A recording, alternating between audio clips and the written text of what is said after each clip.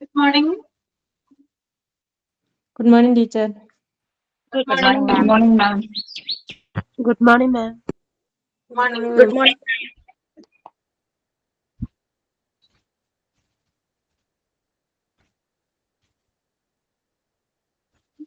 Okay, നമുക്ക് start ചെയ്യാം. Prayer ആരാണ്? ബിനിരാജി വേണം മാം. ഓക്കെ. നന്മരൂപിയായ ദൈവമേ നിനക്കു വന്ദനം. സ്നേഹരൂപിയായ ദൈവമേ നിനക്കു വന്ദനം. ബുദ്ധിയും വിശുദ്ധിയും സ്വഭാവശുദ്ധിയും ഭക്തിയും വിവേകവും തരേണമേ ദയാനിധേ. ബുദ്ധിയും വിശുദ്ധിയും സ്വഭാവശുദ്ധിയും ഭക്തിയും വിവേകവും തരേണമേ ദയാനിധേ.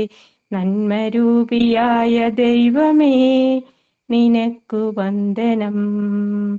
സ്നേഹരൂപിയായ ദൈവമേ നിനക്കു വന്ദനം. ഈ കലാലയം നമുക്കു നിത്യവും വസിച്ചിടാം. എത്രയും മനോജ്ഞമായി സ്വഗേഹമായി ഭവിക്കണം. ഈ കലാലയം നമുക്കു നിത്യവും വസിച്ചിടാം. എത്രയും മനോജ്ഞമായി സ്വഗേഹമായി ഭവിക്കണം. നന്മരൂപിയായ ദൈവമേ നിനക്കു വന്ദനം. സ്നേഹരൂപിയായ ദൈവമേ നിനക്കു വന്ദനം.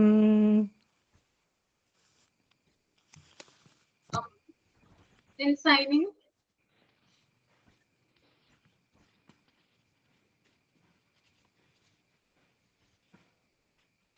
ആരാണ്? സൈനിങ് ആരാണ്?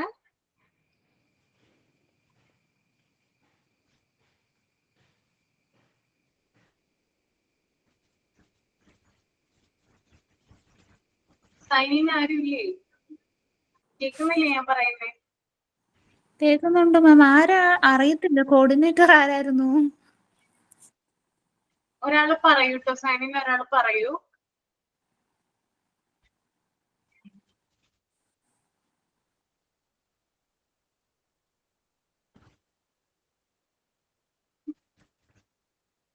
ഞാൻ പറയാം ma'am. Good morning Ashwini ma'am. Good morning, my dear friends. Today I am going to sign in Ashwini ma'am class. Welcome Ashwini ma'am, our class.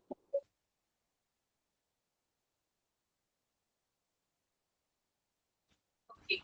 Thought of the day? Yes, ma'am.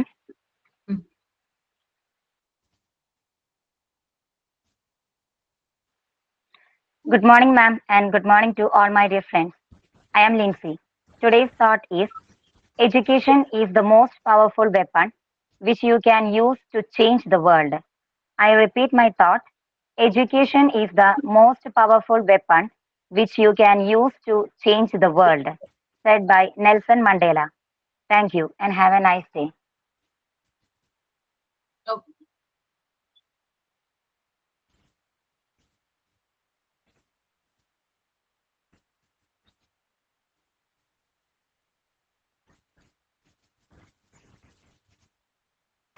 Good morning, miss. Morning. Good morning, ma'am. Good morning.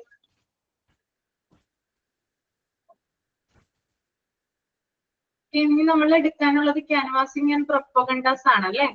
Okay ആണോ? അപ്പൊ കഴിഞ്ഞ ക്ലാസ്സിൽ പറഞ്ഞതൊന്ന് ആർക്കെങ്കിലും ഒന്ന് short ആയിട്ടൊന്ന് പറയാമോ? ഇംഗ്ലീഷിലൊന്ന് പറയാമോ? കഴിഞ്ഞ ക്ലാസ്സിൽ നമ്മള് പറഞ്ഞ കാര്യങ്ങള്. മാം അത് പണിഷ്മെന്റ് വരെ എടുത്തായിരുന്നു. മാനേജ്മെന്റ് വരെ എടുത്തായിരുന്നു. 189 പേജിൽ വരെ, ഫസ്റ്റ് വരെ.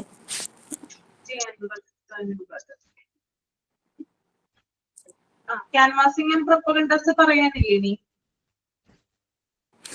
ഇല്ല, അത് പറഞ്ഞായിരുന്നു മാം. അടുത്ത അതില് 2ാമത്തെ പോയിന്റ് ആയിരുന്നു, ഒന്നുകൂടെ പറഞ്ഞുതരാന്ന് പറഞ്ഞു. ഓക്കെ ഓക്കെ, അത് പറഞ്ഞായിരുന്നു അല്ലേ? അപ്പൊ ടൈപ്സ് ഓഫ് ക്യാൻവാസിംഗ് അതാണോ? മാം ഇത് കഴിഞ്ഞ ക്ലാസ്സിൽ മാം നോട്ട് എടുത്തിട്ടില്ല, അപ്പൊ അതിന്റെ ബാക്കി പറഞ്ഞുതരാന്ന് പറഞ്ഞില്ലായിരുന്നോ ഈ ക്ലാസ് റൂം മാനേജ്മെന്റ് കഴിഞ്ഞിട്ട് അതിന്റെ എക്സ്ട്രാ പോയിന്റ്? പറഞ്ഞിട്ടായിരുന്നു എക്സ്ട്രാ പോയിന്റ്സ്. പക്ഷെ ബുക്ക് എന്റെ കയ്യിൽ കിട്ടിയിട്ടില്ല ഇതുവരെ. ഞാൻ പറഞ്ഞിട്ടുണ്ട്, ഞാനത് അന്വേഷിച്ചിരിക്കുവാണ്. അത് കിട്ടുമ്പോ ഉടനെ തന്നെ തരാം. അല്ലെങ്കിൽ ഞാൻ വേറെ സ്റ്റുഡൻസിന് കൊടുത്തിട്ടുണ്ട്, അവരെ കളക്ട് ചെയ്തിട്ട് ഞാൻ നിങ്ങൾക്ക് തരാം. ഓക്കെ. ഓക്കെ.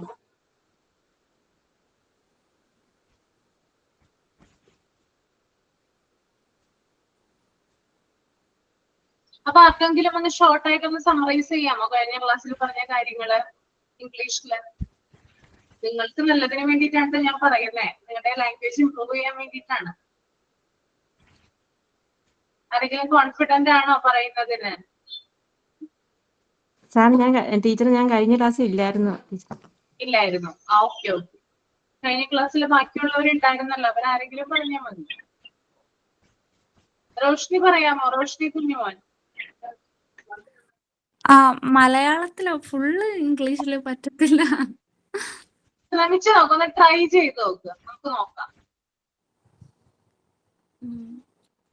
മാം എങ്ങനെ ഇത് വായിച്ചിട്ട് അർത്ഥം മലയാളത്തിൽ പറയാനാണോ? അല്ല അല്ല, കഴിഞ്ഞ ക്ലാസ്സിൽ നമ്മൾ ഡിസ്കസ് ചെയ്ത കാര്യങ്ങള് ഒന്ന് ജസ്റ്റ് ഒന്ന് സമ്മപ്പ് ചെയ്യുന്നതിന് വേണ്ടിയിട്ടാണ്. അതാണ് ചോദിച്ചത്. കഴിഞ്ഞ ക്ലാസ്സിൽ, ഈ ക്ലാസ്സിന്റെ കാര്യമല്ല പറയുന്നത്. Okay ma'am. The work of managing the school can be classified on the following grounds. First point, classroom management. Second point, premises and building maintenance, office maintenance, canvassing and propaganda, discipline maintenance, part in the function and meeting, communication, financial assistance. അതിൽ classroom managementil include ആയിട്ടുള്ളത് classroom norms, timetable, seating, individual attention, usage of resources, observation, use of blackboard and chart. ഇതൊക്കെയാണ് first point. Second പോയിന്റിൽ electrical systems, third office മെയിൻ്റെനൻസും canvassing and പ്രൊപ്പഗൻസിനകത്ത് പ്രചാരവും പ്രചാരണവും, discipline മെയിൻ്റെനൻസിനകത്ത് അച്ചടക്ക പരിപാലനം, part of function and meeting, communication, financial assistance. Generally, one of the standard teachers is given power by the school to have control over the day-to-day transaction of the school. That does not mean the other teachers should define themselves within the classroom level without taking the part in any of school work. അതിൽ പറയുന്നത് teachers പഠിപ്പിക്കുന്നതിലല്ലാതെ എല്ലാ കാര്യങ്ങളിലും ഏർപ്പെടണം. ഇത്ര അറിയത്തോ, ബാക്കി കിട്ടുന്നില്ല. Okay, വേറെ ആരെങ്കിലും പറയാൻ റെഡിയാണോ?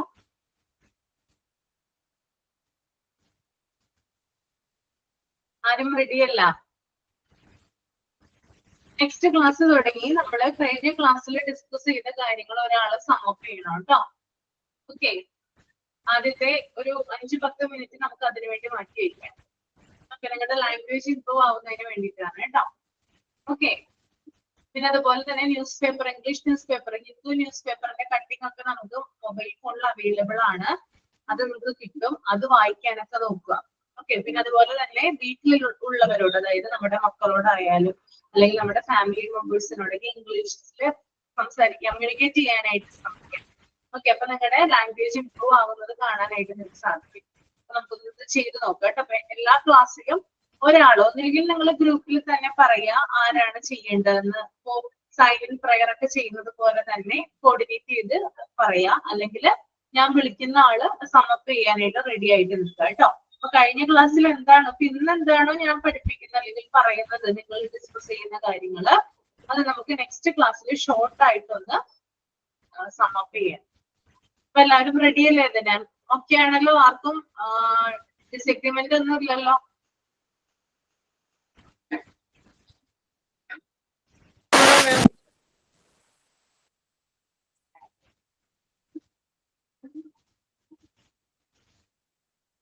Then types of canvassing.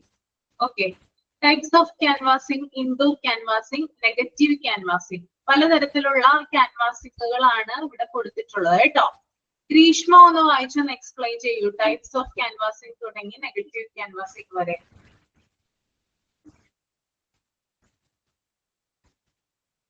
Greeshma. Yes, ma'am. Okay. Indoor canvassing തുടങ്ങിയാണോ മാം? ടൈപ്സ് ഓഫ് ക്യാൻവാസിംഗ് ഞാൻ Types. എടുക്കാറുണ്ടോ? ഇല്ല മാം, ഇല്ല. ഓക്കെ, ടൈപ്സ് ഓഫ് ക്യാൻവാസിംഗ് തുടങ്ങി പറഞ്ഞാൽ മതി കേട്ടോ. Okay, ma'am. Types of canvassing. The first type of canvassing is called door-to-door canvassing. To introduce the school in the first years, we may take this kind of canvassing. Thereafter, door-to-door canvassing will lose the notoriety of the school. Wall posters, notice advertisements, and propaganda. This kind of advertisement will also be a business type. This is not giving a successful result. Indoor canvassing, giving good education to the present students, continuing discipline, strictly cogent the inquiries. Negative canvassing. It is the best type of canvassing to adverse admission. This year will fetch few multiplies of admission in the future. Admissions coming in January are called the cheating admission. Okay, എന്താ മനസ്സിലായത് വായിച്ചു കഴിഞ്ഞപ്പോ? Explain ചെയ്യാമോ? അതായത് canvassing എന്ന് പറയുമ്പോൾ രണ്ട് ടൈപ്പില് ക്യാൻവാസിംഗ് ഉണ്ട്. Indoor canvassing and negative canvassing. Door to door ഈ ഫസ്റ്റ് ടൈപ്പ് ഓഫ് ക്യാൻവാസിംഗ് എന്ന് പറയുന്നത് ഡോർ ടു ഡോർ ക്യാൻവാസിംഗ് ആണ്. ഇത് നമ്മുടെ ഫസ്റ്റ് ഇയറില് സ്കൂള് നമ്മൾ ഇൻട്രൊഡ്യൂസ് ചെയ്തിട്ട് നമുക്ക് ഏത് ടൈപ്പിലെ ക്യാൻവാസിംഗ് ആണ് നമുക്ക് എടുക്കാൻ കഴിയുന്നതെന്ന് അങ്ങനെയാണോ മാം? എനിക്ക് വായിച്ചിട്ട് അങ്ങനെ മനസ്സിലായില്ല. ഞാൻ പറഞ്ഞുതരാം കേട്ടോ. ഓക്കെ, ഞാൻ പറഞ്ഞു തന്നോളാം.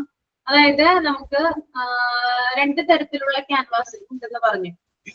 അതല്ല, 3 തരത്തിലുള്ള ക്യാൻവാസിംഗ് ഉണ്ട് ശരിക്കും പറഞ്ഞ ടൈപ്സ് ഓഫ് ക്യാൻവാസിംഗില്.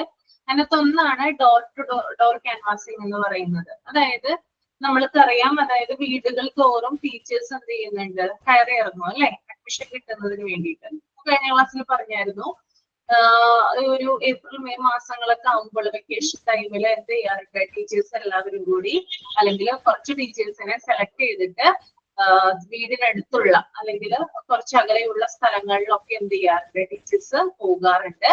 അവിടെ ചെന്നിട്ട് സ്കൂളിന്റെ കാര്യങ്ങളും അതുപോലെ തന്നെ സ്കൂൾ ഓഫർ ചെയ്യുന്ന കാര്യങ്ങളും കുട്ടികൾക്ക് ഉണ്ടാവുന്ന ബെനിഫിറ്റ്സുകളും അങ്ങനെയുള്ള കാര്യങ്ങളൊക്കെ പറഞ്ഞ് പാരന്റ്സിനെയും കുട്ടികളെയും ബോധ്യപ്പെടുത്തുന്നു. ഓക്കെ, പിന്നെ അതുപോലെ തന്നെ സ്കൂൾ ബസ്, അതായത് ബസ് ഫീ ഫ്രീ ആണ്, അതുപോലെ തന്നെ മറ്റേ യൂണിഫോം ഫ്രീ ആണ്, ബുക്സ് അവൈലബിൾ ആണ്, ഇങ്ങനെയുള്ള കാര്യങ്ങളൊക്കെ പറയാറുണ്ട്. അപ്പൊ ഇത്തരത്തിലുള്ള കാര്യങ്ങൾ പറഞ്ഞിട്ട് കുട്ടികളെ അല്ലെങ്കിൽ പാരന്റ്സിനെ സ്കൂളിലേക്ക് ആകർഷിക്കുന്ന, അട്രാക്ട് ചെയ്യുന്ന ഒരു രീതിയാണത് ഡോർ ടു ഡോർ ക്യാൻവാസിംഗ് എന്ന് പറയുന്നത്. ഓക്കെ, നിങ്ങളുടെ ചുറ്റിനും അല്ലെങ്കിൽ നിങ്ങളുടെ വീടുകളിലൊക്കെ ടീച്ചേഴ്സ് വരാറുണ്ടോ? ഇപ്പൊ വരാറുണ്ടോ? അങ്ങനെ വരുന്നതായിട്ട് ഓർമ്മയുണ്ടോ? ഇപ്പം കൂടുതൽ വീടുകളിലല്ലാതെ അനൗൺസ്മെന്റ്, നോട്ടീസ്, അല്ലെ പള്ളികളിലൊക്കെ അനൗൺസ്മെന്റ് ഒക്കെ നടത്താറുണ്ട്. വീടുകളിൽ അങ്ങനെ കാണാറില്ല. വീടുകളിൽ ധാരാളമായിട്ട് വരാറുണ്ടായിരുന്നു. ഇപ്പെന്ന് പറഞ്ഞാല് ധാരാളം പരസ്യങ്ങൾ സോഷ്യൽ മീഡിയ വഴിയൊക്കെ നമുക്ക് അഡ്വർടൈസ്മെന്റ് നടത്താം അല്ലെ. പക്ഷെ മുമ്പ് അതിനുള്ള സൗകര്യങ്ങളൊന്നും തന്നെ ഉണ്ടായിരുന്നില്ല. അപ്പൊ മുമ്പത്തെ ടീച്ചേഴ്സ് ആണ് എന്ത് ചെയ്യുന്നത്, ശരിക്കും പറഞ്ഞാല് ഡോർ ടു ഡോർ ക്യാൻവാസിംഗ് നടത്തുന്നത്. എന്നാൽ ഇപ്പോ അതിന്റെ മറ്റൊരു വർഷനാണ് എന്താണ്, പലതരത്തിലുള്ള അഡ്വർടൈസ്മെന്റുകൾ മുഖേന അല്ലെങ്കിൽ പോസ്റ്റേഴ്സ് മുഖേന, പ്രൊപ്പഗണ്ടാസ്, ഇതൊക്കെ മുഖേനയാണ് എന്ത് ചെയ്യുന്നത്, കുട്ടികളെ സ്കൂളിലേക്ക് ടീച്ചേഴ്സ് ആകർഷിക്കുന്നത്. ഓക്കെ, ഞാൻ പറഞ്ഞത് ശരിയാണോ? എന്തൊക്കെയാണ് എന്തൊക്കെയാണ് പ്രധാനപ്പെട്ട ടൂൾസ്, എന്തൊക്കെയാണ് കുട്ടികളെ അട്രാക്ട് ചെയ്യുന്നതിന് വേണ്ടി എന്തൊക്കെയാണ് ടീച്ചേഴ്സ് അല്ലെങ്കിൽ സ്കൂള് നടത്തുന്ന കാര്യങ്ങൾ? ഇപ്പോഴത്തെ കാലത്ത് എന്തൊക്കെയാണ് സംഭവിക്കുന്നത് ഒന്ന് പറയാമോ ആർക്കെങ്കിലും? ഉഷ വേണോ എന്ന് പറയാമോ? ഉഷ ടീച്ചറെ, എന്തൊക്കെയാണ് ഇപ്പോഴത്തെ കാലത്ത് ടീച്ചേഴ്സ് നടത്തുന്നത് കുട്ടികളെ അട്രാക്ട് ചെയ്യാൻ അല്ലെങ്കിൽ അവരുടെ സ്കൂളിലേക്ക് അഡ്മിഷൻ കിട്ടുന്നതിന് വേണ്ടി എന്തൊക്കെ കാര്യങ്ങളാണ് ചെയ്യുന്നത്? സ്കൂൾ ഓപ്പണിങ് തന്നെ ടീച്ചർ മറ്റേ ഇത് പിള്ളേരെയൊക്കെ കൗതുകകരമായിട്ടുള്ള ഓരോ വസ്തുക്കൾ, ബലൂണ്, പിന്നെ പെന്ന്, കളർ പെൻസിലുകൾ, കളർ ബുക്കുകൾ എന്നിവയൊക്കെ അവർക്ക് കൊടുക്കും. പിന്നെ കുടകള്, ചില സ്കൂൾ വഴി കുടകളും ബാഗുകളും ഒക്കെ അങ്ങനെ ഓപ്പണിങ്ങിൽ തന്നെ കൊടുത്ത് പിള്ളേരെ അട്രാക്ഷൻ ചെയ്യുന്നുണ്ട്.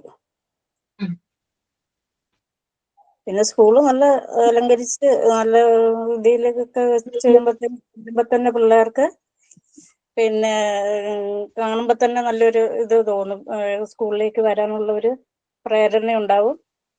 അപ്പം പിന്നെ ടീച്ചേഴ്സും നല്ല സ്നേഹത്തോടെ കൂടി പിള്ളേരെ വരവേൽക്കുമ്പോഴൊക്കെ പിള്ളേർക്ക് സ്കൂളിലേക്ക് ചെല്ലാനുള്ള ഒരു ഇതും ഉണ്ടാവും, പ്രേരണ ഉണ്ടാവും.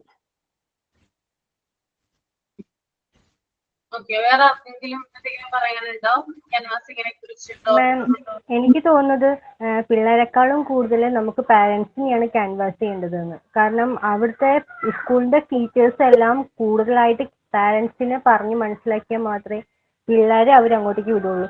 ഇപ്പൊ എന്റെ കേസിലൊക്കെ അങ്ങനെയാണ്. വീടിന്റെ അടുത്തൊരു സ്കൂളുണ്ട്. അപ്പോൾ അവരുടെ ടീച്ചേഴ്സ് വീട്ടിലേക്ക് വന്നിട്ട് ഇങ്ങനെ രാവിലെ ഇങ്ങനെ ഓട്ടോറിക്ഷ ഉണ്ട്, അത് സ്കൂളിന്റെ വക ഫ്രീ ആണ്, പിന്നെ യൂണിഫോം കൊടുക്കും, പിന്നെ ടെക്സ്റ്റ് പുസ്തകം പ്രശ്നമില്ല, പിന്നെ CBSE സിലബസ് ആണ്, നമുക്ക് നല്ല ഇതുണ്ട്, പിന്നെ എക്സ്ട്രാ കരിക്കുലർ ആക്ടിവിറ്റീസ് ആയിട്ട് ഇങ്ങനെ ഇത്രയും കാര്യങ്ങൾ പ്രൊവൈഡ് ചെയ്യുന്നുണ്ട്, യോഗയുണ്ട്, പിന്നെ ഇൻസ്ട്രുമെന്റ്സ് പഠിപ്പിക്കുന്നുണ്ട്. നമ്മൾ അതൊക്കെ പറയുമ്പോഴല്ലേ നമുക്ക് കുറച്ചും കൂടെ ഇൻട്രസ്റ്റ് ഉണ്ടാവുള്ളൂ കുട്ടികളെ നമ്മൾ സ്കൂളിൽ ചേർക്കാൻ. പിള്ളേർക്ക് എനിക്ക് തോന്നുന്നു കുറച്ച് ടോയ്സ് ഒക്കെ വെച്ച് കുറച്ച് എന്തെങ്കിലും പ്ലേ ഗ്രൗണ്ട് ഒക്കെ സെറ്റ് ചെയ്തിട്ടുണ്ടെങ്കിൽ അവർ ഓക്കെയാണ്, ആ സ്കൂൾ മതിയും പറഞ്ഞു. പക്ഷെ എനിക്ക് തോന്നുന്നു നമ്മളെ പാരൻസിനെയാണ് കൂടുതലായിട്ട് കൺവിൻസ് ചെയ്യേണ്ടി വരിക. അപ്പൊ ഈ ഒരു ക്യാൻവാസിംഗ് എന്ന് പറയുന്നത് ഒരു ബിസിനസ് ടൈപ്പ് പോലെയാണ്. അതായത് ലാഭത്തിന് വേണ്ടി അല്ലെങ്കിൽ കുട്ടികളെ കൂടുതലായിട്ട് സ്കൂളിന്റെ അഡ്മിഷൻ ഉയരുന്നതിന് വേണ്ടിയിട്ടൊക്കെയാണ് ഇത്തരത്തിലുള്ള ഡോർ ടു ഡോർ ക്യാൻവാസിംഗ് നടത്തുന്നത്. നോട്ടോറിയറ്റി എന്ന് പറഞ്ഞാൽ പ്രസിദ്ധി എന്നാണ് കേട്ടോ, പ്രസിദ്ധി.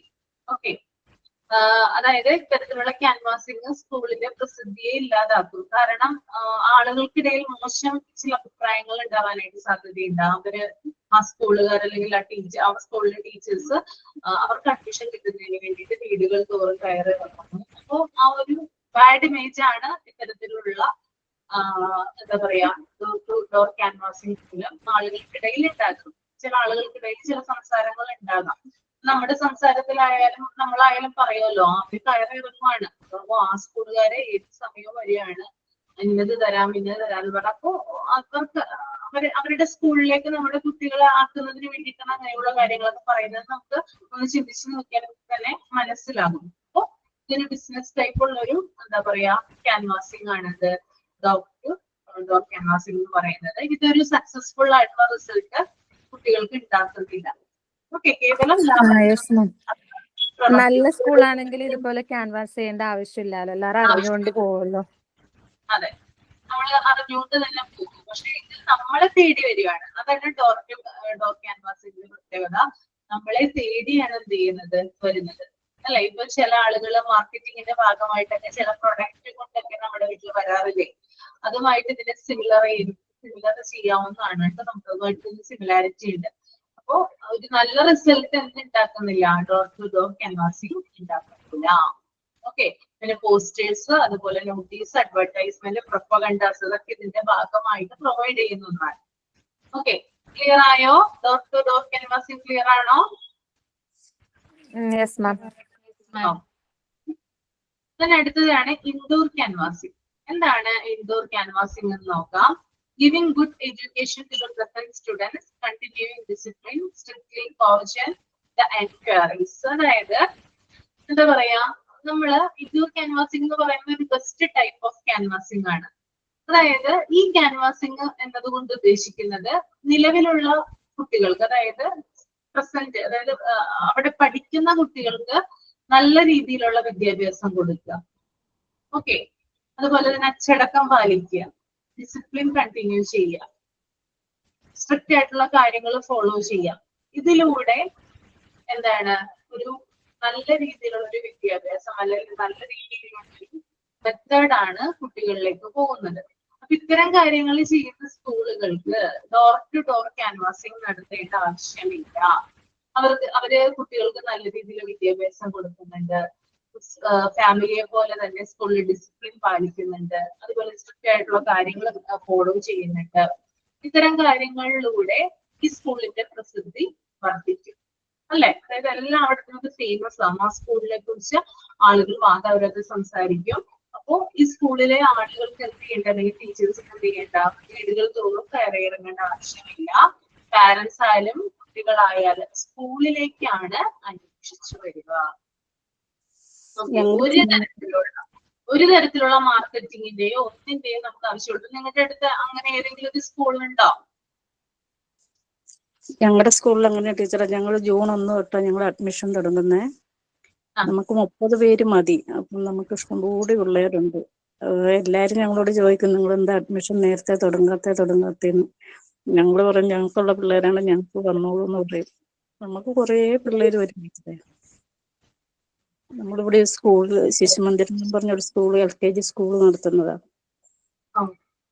നമുക്ക് ഇഷ്ടംകൂടി പിള്ളേര്, നമ്മള് ജൂൺ 1 തൊട്ടാണ് നമ്മൾ തുറക്കുന്നത് തന്നെ. അപ്പൊ നമുക്ക് ഇഷ്ടംപോലെ പിള്ളേര് വരുന്നുണ്ട്. അപ്പോ ഇത്തരത്തിലുള്ള സ്കൂളുകൾക്ക് നമ്മൾ എന്ത് ചെയ്യേണ്ട, നമ്മൾ തേടി പോകേണ്ട ആവശ്യമില്ല. നമ്മളെ തേടി കുട്ടികളായാലും പാരന്റ്സ് ആയാലും സ്കൂളുകളിലേക്കാണ് വരുന്നത്. ഏത് ടൈപ്പിലുള്ള ക്യാൻവാസിങ്ങില്? ഇൻഡോർ ക്യാൻവാസിങ്ങില് നല്ല രീതിയിലുള്ള വിദ്യാഭ്യാസം നമ്മൾ കൊടുത്തു കഴിഞ്ഞാല്, ഡിസിപ്ലിൻ അവരെ പഠിപ്പിച്ചു കഴിഞ്ഞാല് ആരായാലും ആ സ്കൂളിനെ തേടിയാണ് ചെല്ലുക. ഓക്കെ.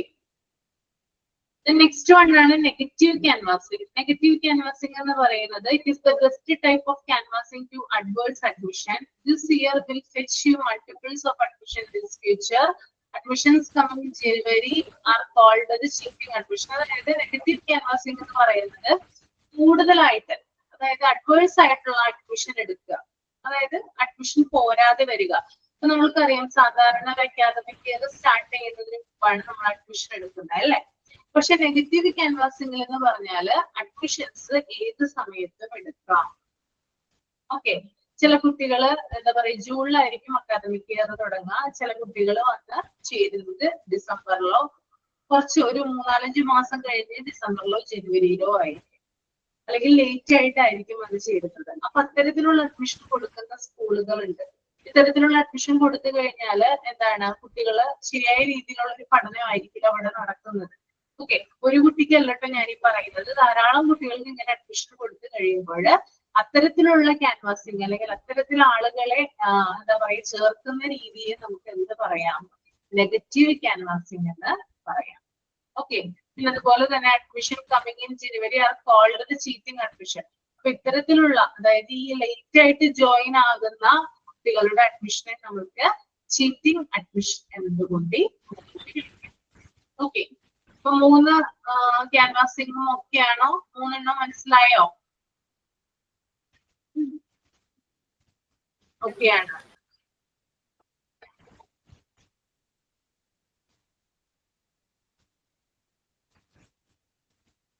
ഇനി പ്രിമൈസസ് ആൻഡ് ബിൽഡിംഗ് മെയിൻ്റെനൻസ് ആണ് കേട്ടോ. ഒരാളൊന്ന് വായിക്കുക കേട്ടോ, പ്രിമൈസസ് ആൻഡ് ബിൽഡിംഗ് മെയിൻ്റെനൻസ്. ആരാണ് വായിക്കാം?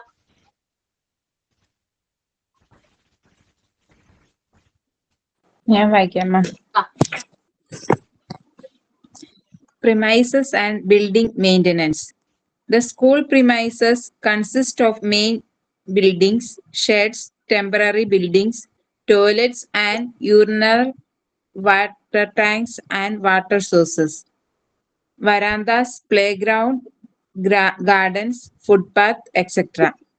As far as the building is concerned, teachers cannot think of doing the construction works like leaking, cracking, damages, or something like this. She should pass on the information to her higher authorities then and there and make her reminder periodically. But she should not insist on the management daily or whenever she sees them, which will annoy them. At the same time, if she happens to see any students scribbling on the wall, making edges to the building, walking in the restricted areas, plucking the leaves and flowers She should check the students under the guidance of the management. Teachers can jointly celebrate a day as a cleaning day in which students are engaged on the cleaning work under the supervision of the teacher and also with the aid of the sub-teacher. Okay, എന്താണ് മനസ്സിലായതെന്ന് explain ചെയ്യാമോ Jeena?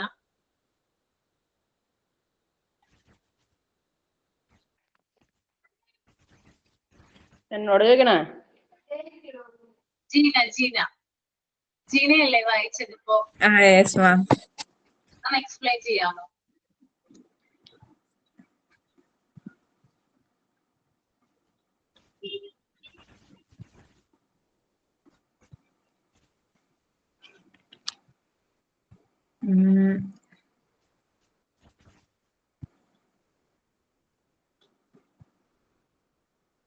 The school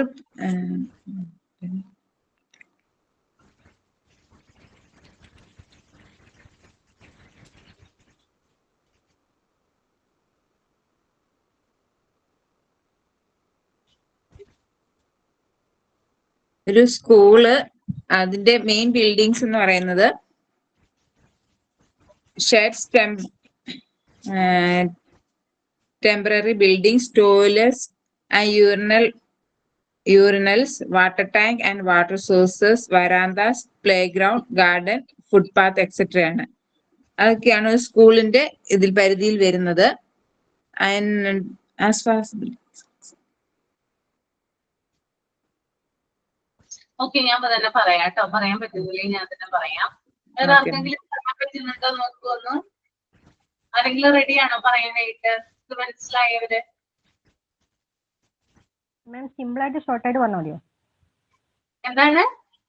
simple ആയിട്ട് short ആയിട്ട് പറഞ്ഞാൽ മതിയോ? വായിച്ച് പറയാതെ ഏകദേശം മനസ്സിലായ കാര്യങ്ങൾ. മതി മതി, മനസ്സിലായ കാര്യം മാത്രം പറഞ്ഞാൽ മതി കേട്ടോ. മനസ്സിലായ കാര്യം.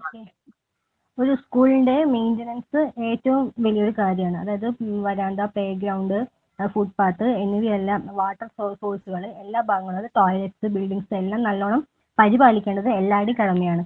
അപ്പം ഈ നമ്മൾ വരാന്തയിൽ അവിടെ ഇവിടെയും ചിത്രങ്ങൾ വരച്ചു വെക്കുക, അല്ലെങ്കിൽ എന്തെങ്കിലും വാട്ടർ ലീക്കേജ് കാണുക, അങ്ങനെ എന്തെങ്കിലും ചെറിയ കേടുപാട് സംഭവിച്ചിട്ടുണ്ടെങ്കിൽ ടീച്ചേഴ്സ് അത് നോട്ട് ചെയ്തിട്ടുണ്ടെങ്കിൽ അത് മെയിൻ ആയിട്ട് അതോറിറ്റിയെ അറിയിക്കണം. പക്ഷേ ഇതിൽ കണ്ടിന്യൂസ് ആയിട്ട് ഓരോന്ന് അറിയിച്ചുകൊണ്ടിരിക്കാതെ എല്ലാം കൂടെ ഒരുമിച്ച് ഒരു സമയത്ത് ടീച്ചേഴ്സ് അതോറിറ്റിനെ അറിയിക്കുക. അതുകൂടാതെ ഇപ്പം റെസ്ട്രിക്റ്റഡ് ഏരിയ ആയത് ഗാർഡൻ, അതേപോലെ പിള്ളേർ ചെല്ലേണ്ട എന്നുള്ള ഒരു ഏരിയയിലേക്ക് കുട്ടികൾ പോവുകയാണെങ്കിൽ അങ്ങോട്ട് പോകുന്ന കുട്ടികളെ പ്രത്യേകമായിട്ട് നിരീക്ഷിച്ചിട്ട് അവരതൊന്ന് തടഞ്ഞു വെക്കണം. അങ്ങോട്ട് ചെല്ലാതെ ആ സ്കൂളിന്റെ പൊതുവായ കാര്യങ്ങൾ സംരക്ഷിക്കാൻ വേണ്ടി.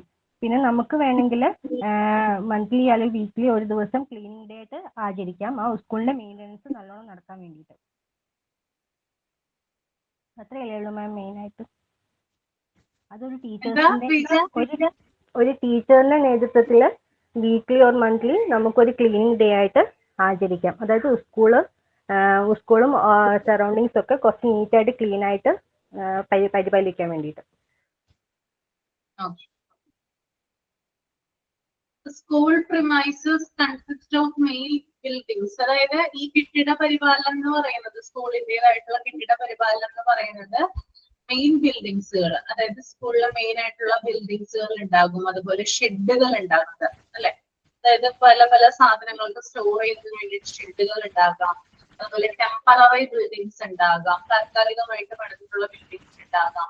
ടോയ്ലറ്റുകള്, urinals, water tanks, water sources, ഇതിനെയൊക്കെ എന്താ പറയാ മെയിൻറ്റെയിൻ ചെയ്ത് കൊണ്ടുപോകുന്നതിനെയാണ് നമുക്ക് എന്ത് പറയാ, building maintenance, premises and building maintenance എന്നതുകൊണ്ട് ഉദ്ദേശിക്കുന്നത്. അപ്പൊ സ്കൂളിലുള്ള എല്ലാ കാര്യങ്ങളും, എല്ലാ കെട്ടിടങ്ങളും അല്ലെങ്കിൽ ഷെഡുകള്, ടെമ്പററി ബിൽഡിങ്സ്, ഇതൊക്കെ മെയിൻ്റനൻസിനെയാണ് നമ്മള് ഈ ഒരു ബിൽഡിംഗ് മെയിൻ്റനൻസ് എന്ന് പറയുന്നത്.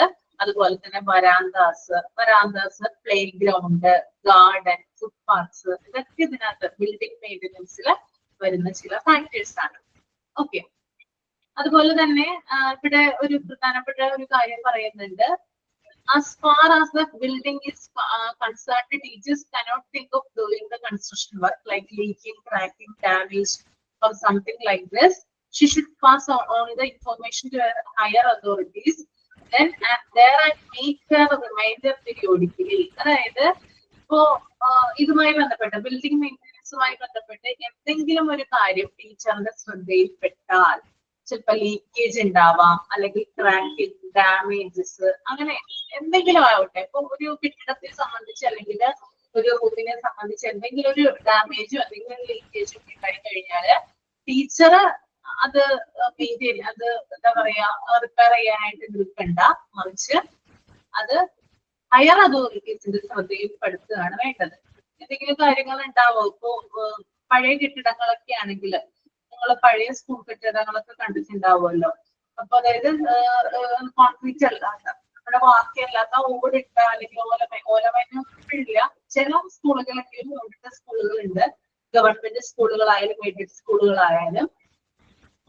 മഴ വരുന്ന സമയത്ത്, റെയിനൊക്കെ കൂടുന്ന സമയത്ത് ലീക്കേജ് ഉണ്ടാവാനുള്ള ചാൻസ് ഉണ്ട് അല്ലെ, ചോരാനുള്ള ചാൻസ് കൂടുതലാണ്.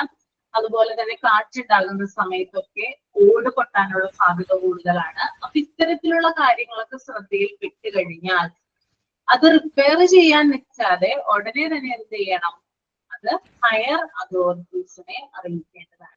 അപ്പൊ ആരെയായിരിക്കണം ടീച്ചർ ഈ കാര്യം അറിയിക്കേണ്ടത്? ആരെയായിരിക്കണം? ഫസ്റ്റ് ഓഫ് ഓൾ ആരെയാണ് അറിയിക്കേണ്ടത്? ഹെഡ് മാസ്റ്ററിനെ. ഹെഡ് മാസ്റ്റർ അല്ലേ? ഓക്കെ. അപ്പൊ അവര് ഉടനെ തന്നെ ഹെഡ് മാസ്റ്റർ എന്ത് ചെയ്യും? ആരെയാണ് അറിയിക്കുക? അല്ലെ, മാനേജ്മെന്റിനെ ഉടനെ തന്നെ മാനേജ്മെന്റിന്റെ ശ്രദ്ധയിൽപ്പെടുത്തും.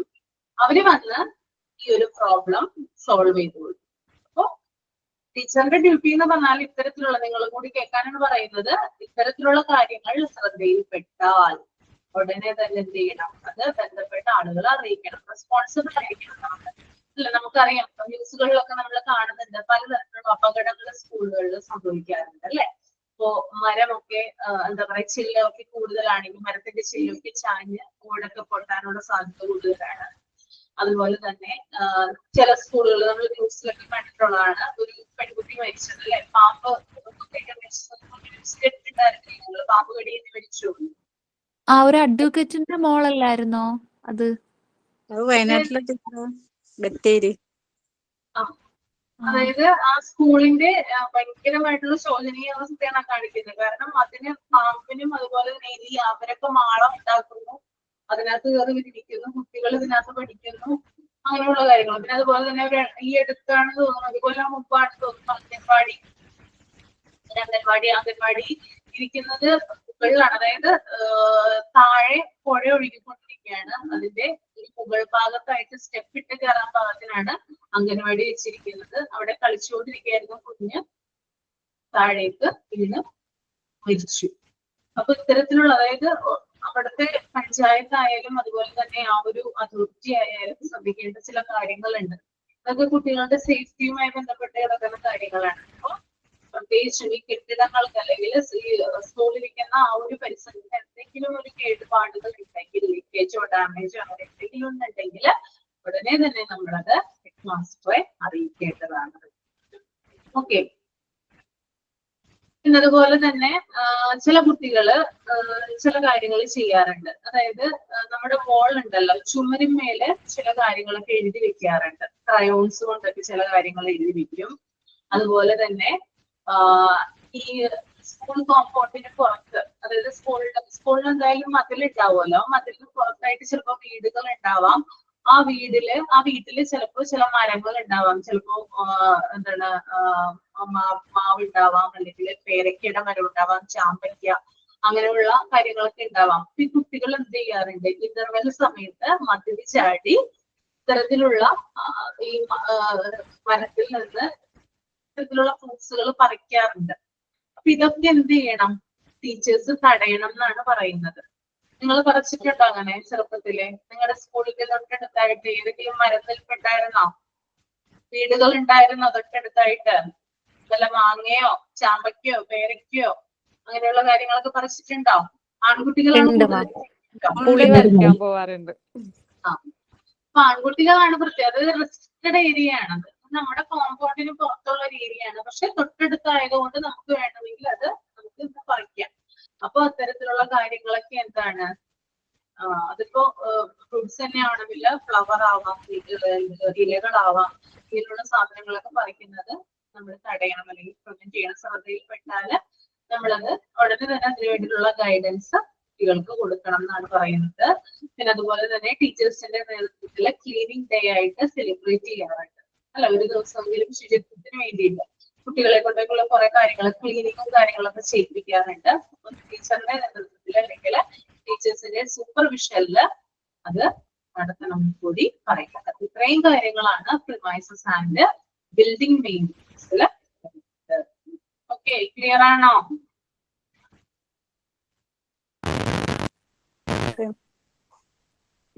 Okay ma'am.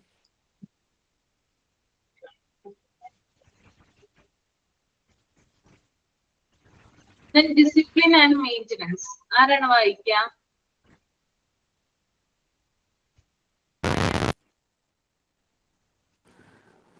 മാം ഒരാളുടെ പേര് അങ്ങ് പറയാമോ? അല്ലെങ്കിൽ എല്ലാരും വായിക്കത്തില്ലെന്ന് ക്ഷമ ഇപ്പൊ എല്ലാ മാമും അങ്ങനെ ജയിപ്പിക്കുന്നേ. അല്ലെ വായിക്കുന്നവര് തന്നെ എപ്പോഴും വായിക്കും. വായിക്കും അല്ലേ? Okay okay. സുരമ്യ വായിക്കാമോ? സുരമ്യ. ഓക്കെ മാം, വായിക്കാം. Discipline and maintenance. Parents expect more disciplinary training from the school than the book education. For this, maintenance the discipline in the classroom itself is not sufficient. Students have to behave before the elders, with their friends, and with അതെന്താ മാം വിത്ത് അങ്ങനെ വന്നിരിക്കുന്നത്? അത് ടൈപ്പിംഗിനാണോ പ്രിന്റിങ്ങിനാണോ? വായിച്ചോളൂ, ഞാൻ പറഞ്ഞുതരാം. വായിച്ചോളൂ കേട്ടോ. Okay. With others, even if the student is alone. Self-discipline should have to be maintained, so the teacher as a body of the school should enforce discipline. Discipline is not like intelligence to come by nature. It comes only by practice.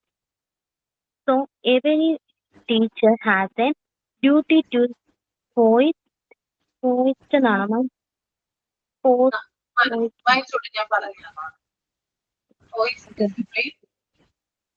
discipline then and there.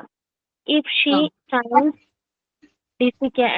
default in this, she has the right to take punitive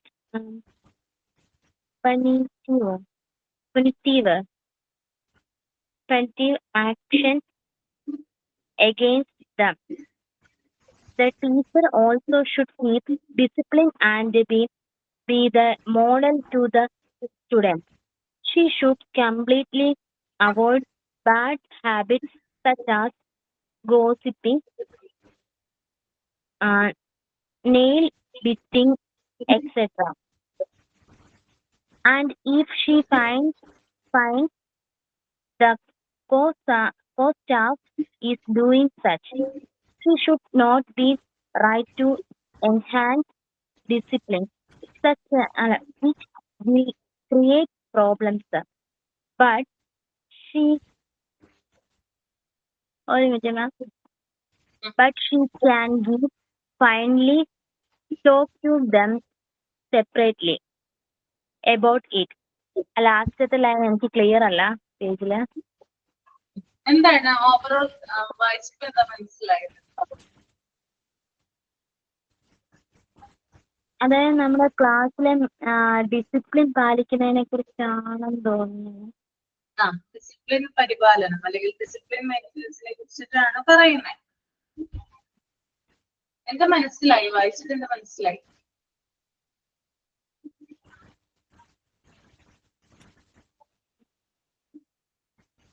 നമ്മള് സ്കൂളില് ക്ലാസ്സിലെ ബുക്കും മറ്റു കാര്യങ്ങളെല്ലാം നല്ല വൃത്തിയായി സൂക്ഷിക്കുന്നതിനെ കുറിച്ചും, പിന്നെ ക്ലാസ് റൂമില് നമ്മള് മറ്റുള്ളവർ അല്ലെങ്കിൽ നമ്മുടെ സ്റ്റുഡൻസ് എൽഡർ സ്റ്റുഡൻസിനാണോ സ്റ്റുഡൻസ് elder students. അപ്പം നമ്മുടെ മുതിർന്ന പറയാൻ ബുദ്ധിമുട്ടുണ്ടോ? കുറച്ച് ബുദ്ധിമുട്ടുണ്ട്, എന്നാലും ശ്രമിച്ചു നോക്കാം മാം. ഓക്കെ ചെയ്തോളൂ.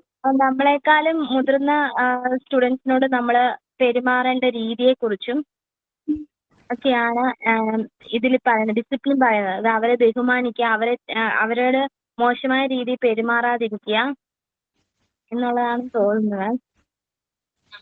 അതുപോലെ സെൽഫ് ഡിസിപ്ലിൻ വേണം. സെൽഫ് ഡിസിപ്ലിൻ എന്ന് വെച്ചാൽ നമ്മള് മാം തന്നെ പറഞ്ഞതായിരിക്കും നല്ലതെന്ന് തോന്നുന്നു. ഓക്കെ ഞാൻ തന്നെ പറഞ്ഞോളൂ. വേറെ ആരെങ്കിലും പറയാൻ റെഡിയാണോ? ഞാൻ പറയട്ടെ. ഐഡിയ പറഞ്ഞോളൂ. അച്ചടക്ക പരിപാലനമാണ് പറയുന്നത്. കൽപ്പുരിച്ച് സ്വന്തമായിട്ടുള്ള അച്ചടക്ക പരിപാലനമാണ്. ഐഡിയ കേൾക്കുന്നില്ല. കേൾക്കാം, പക്ഷെ ഭയങ്കര അകലത്തിൽ കേൾക്കുന്നത് പോലെ. ഇപ്പൊ കേൾക്കാമോ? ഇപ്പൊ കേൾക്കാം. അച്ചടക്ക പരിപാലനമാണ് അതിനെ പറയുന്നത്. സ്വന്തമായിട്ടുള്ള അച്ചടക്ക പരിപാലനം. ഇത് ക്ലിയർ ആവുന്നുണ്ടോ? ഐഡിയ പറയുന്നത് ക്ലിയർ ആവുന്നുണ്ടോ? ഇല്ല.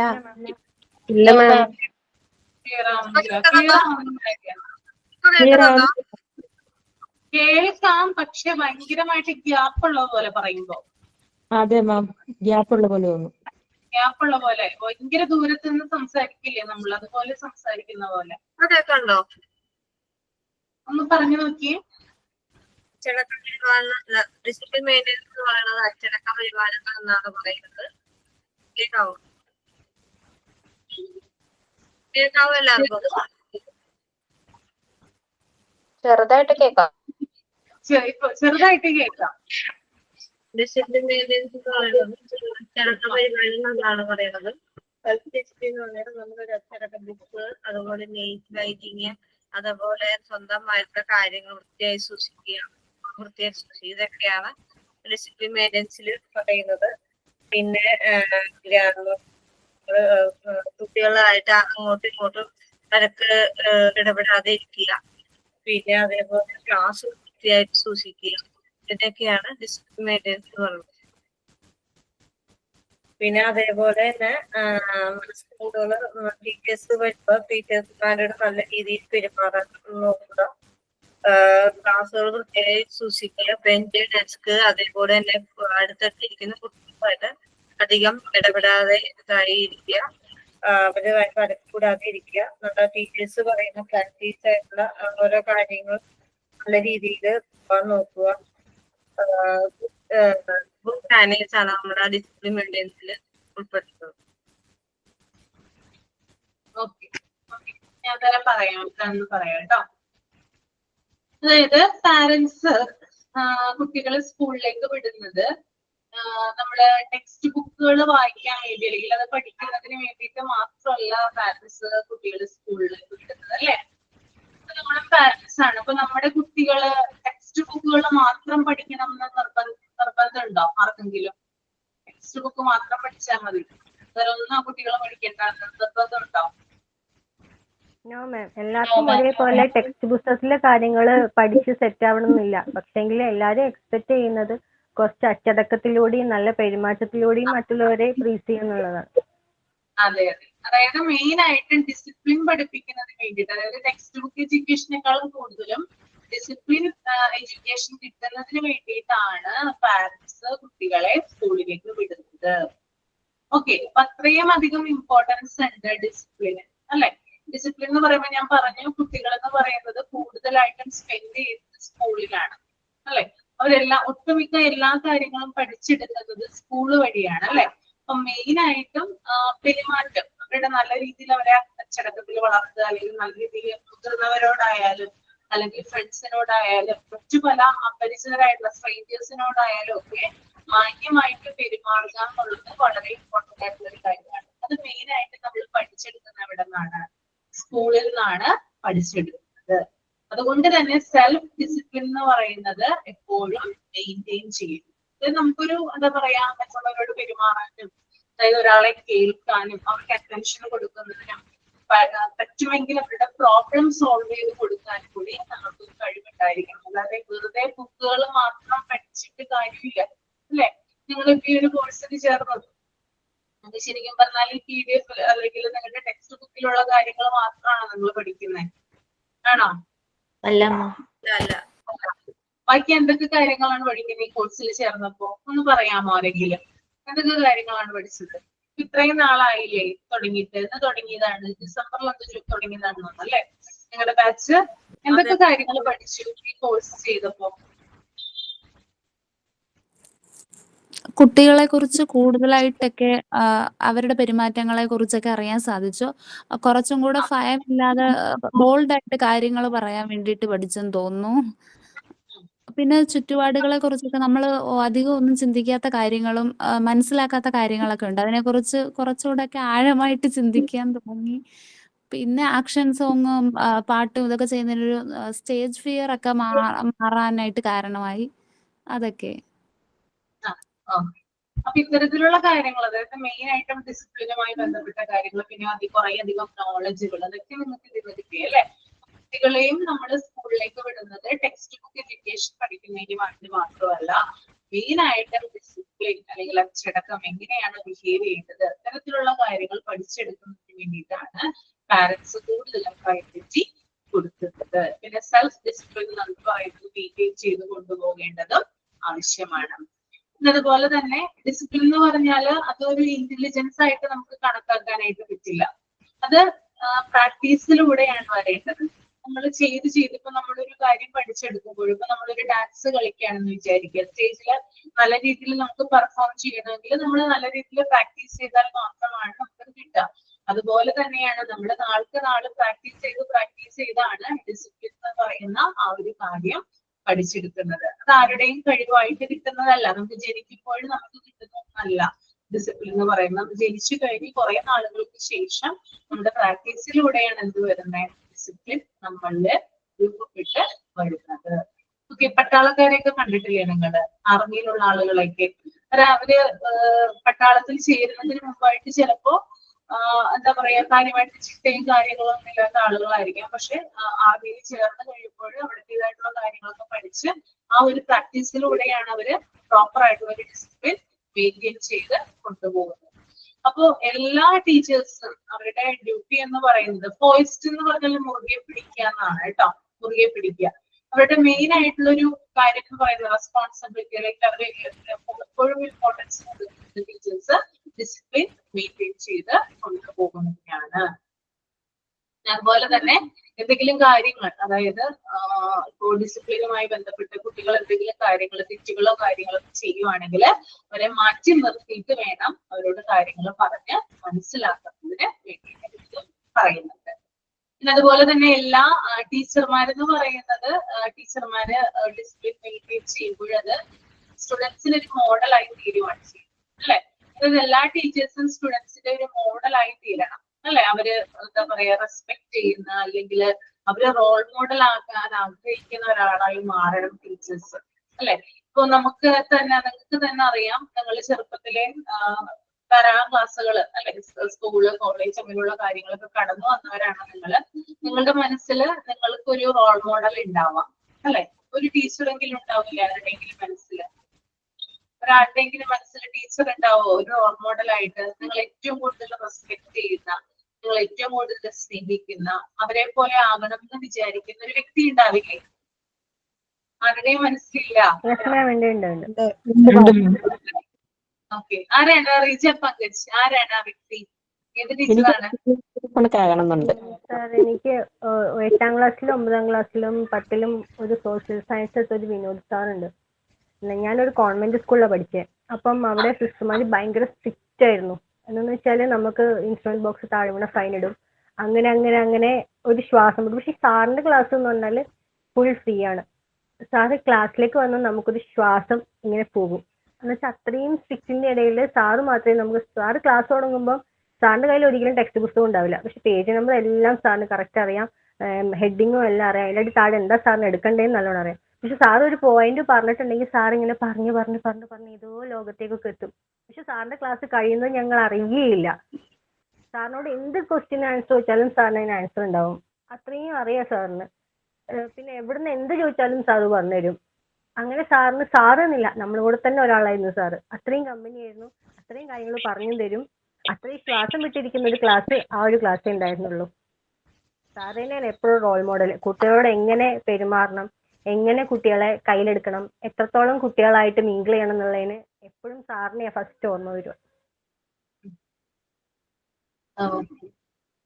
അപ്പൊ നിങ്ങളുടെ മനസ്സിൽ എല്ലാവരിലും ആ ഒരു റോൾ മോഡൽ ഉണ്ടാവും. അവര് ഭയങ്കരമായിട്ട് നമ്മളവരെ ആദരിക്കും, അതുപോലെ ഭയങ്കരമായിട്ട് റെസ്പെക്ട് ചെയ്യും. ചിലപ്പോ അവരുടെ ടോക്കിംഗ് ആവാം നമുക്ക് ഇഷ്ടമുള്ളത്, അല്ലെങ്കിൽ അവരുടെ ടീച്ചിങ് ആവാം, പിന്നെ അവരുടെ ഡ്രസ്സിങ് സ്റ്റൈൽ ആകാം. ഇത്തരത്തിലുള്ള പല കാര്യങ്ങളും നമ്മൾ അട്രാക്ട് ചെയ്യുന്ന ഒന്നാണ്. അപ്പൊ അത്തരത്തിലുള്ള വ്യക്തികളെ നമ്മൾ റോൾ മോഡൽ ആക്കാനായിട്ട് ആഗ്രഹിക്കും. ഓക്കെ. അതുപോലെ തന്നെ ടീച്ചേഴ്സ് ചില കാര്യങ്ങളിൽ ശ്രദ്ധ കൊടുക്കേണ്ടതുണ്ട്. അതായത് അവര് ചില കാര്യങ്ങൾ ഒഴിവാക്കേണ്ടതുണ്ട്. ഇപ്പോ ലൈക്ക് ഗോസിപ്പിംഗ്, ഇപ്പൊ സ്റ്റാഫ് റൂമിൽ ഇരുന്ന് ഗോസിപ്പ് പറയാം, അതുപോലെ തന്നെ നഖം കടിക്കുക, പിന്നെ മറ്റ് സ്റ്റാഫുകളുമായിട്ട് അല്ലെങ്കിൽ മറ്റ് സ്റ്റാഫുകളുമായിട്ട് വഴക്കിടുക, അങ്ങനെയുള്ള കാര്യങ്ങളൊക്കെ നമ്മൾ ഒഴിവാക്കണം. കാരണം സ്റ്റുഡൻസ് റോൾ മോഡൽ ആക്കുന്നത് ടീച്ചേഴ്സിനെയാണ്. അപ്പൊ ടീച്ചേഴ്സിന്റെ കാര്യങ്ങൾ കണ്ടിട്ടാണ് അവർ പഠിക്കുന്നത്. അപ്പൊ നമ്മള് ചില സ്റ്റാഫ് റൂമിലൊക്കെ കേൾക്കാറുണ്ട്, ഒട്ടുമിക്കയിടത്തും ഉണ്ടാവാറില്ല, അങ്ങനെയുള്ള കാര്യങ്ങളൊന്നും അലൗ ചെയ്യാറില്ല. പരസ്പരം ഇരുന്ന് പരദൂഷണം പറയാം. ഓക്കെ, അതായത് ഒരാളുടെ കുറ്റം, ഇപ്പോ കൂടെ വർക്ക് ചെയ്യുന്ന ടീച്ചേഴ്സ് ആയിരിക്കാം, അപ്പൊ ഒരാളോട് കുറ്റം, ഒരു ടീച്ചറിന്റെ കുറ്റം മറ്റൊരു ടീച്ചറിനോട് പറഞ്ഞു കൊടുക്കുക, വേണ്ടാത്ത കാര്യങ്ങളൊക്കെ സംസാരിക്കുക, അങ്ങനെയുള്ള കാര്യങ്ങളൊക്കെ നമ്മൾ കണ്ടുവരാറുണ്ട്. അപ്പൊ ഇത്തരം കാര്യങ്ങളൊക്കെ നടക്കുന്നുണ്ടെങ്കിൽ കാര്യങ്ങളൊക്കെ ഒഴിവാക്കുകയാണ് ഒരു ബെസ്റ്റ് ടീച്ചർ ചെയ്യേണ്ടത്. അതുപോലെ തന്നെ നഖം കടിക്കുക മോശം ഒരു ശീലമാണ്, അല്ലെ? കുട്ടികൾക്ക് ഉണ്ടാകുന്ന ഒരു ശീലമാണ് നെയിൽ ബിറ്റിംഗ് എന്ന് പറയുന്നത്. അത്തരത്തിലുള്ള കാര്യങ്ങൾ ടീച്ചേഴ്സ് എന്ത് ചെയ്യുക, ചെയ്യാതിരിക്കുക.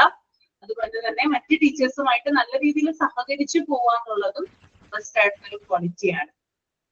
പിന്നെ ഡിസിപ്ലിനുമായി ബന്ധപ്പെട്ട എന്തെങ്കിലും കാര്യങ്ങളിൽ എന്തെങ്കിലും തെറ്റുകുറ്റങ്ങളോ കുട്ടികളുടെ കയ്യിൽ നിന്ന് ഉണ്ടായി കഴിഞ്ഞാൽ ഫ്രണ്ട്ലി ആയിട്ട് അവരോട് ടോക്ക് ചെയ്യുക, സെപ്പറേറ്റ് ആയിട്ട് അവരോട് മാറ്റി നിർത്തി കാര്യങ്ങൾ സംസാരിച്ച് കൊണ്ടുപോകാനായിട്ട് ശ്രമിക്കുക.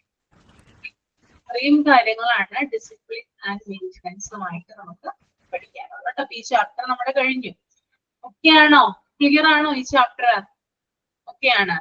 ഓക്കെ, അപ്പൊ നമുക്ക് നെക്സ്റ്റ് ക്ലാസ്സിലൂടെ ഈ ഒരു കാര്യം ചെയ്യാം. നിങ്ങളുടെ ഇംഗ്ലീഷ് ഡെവലപ്പ് ആക്കണ്ടേ? എങ്ങനെയുണ്ട് ഇംഗ്ലീഷ്? എങ്ങനെയുണ്ട് ടീച്ചറെ? ഞാനൊരു കാര്യം, ടീച്ചർ ക്ലാസ് എടുക്കുമ്പോൾ ഞങ്ങൾ ഇംഗ്ലീഷിൽ സംസാരിക്കണം എന്ന് പറഞ്ഞല്ലോ.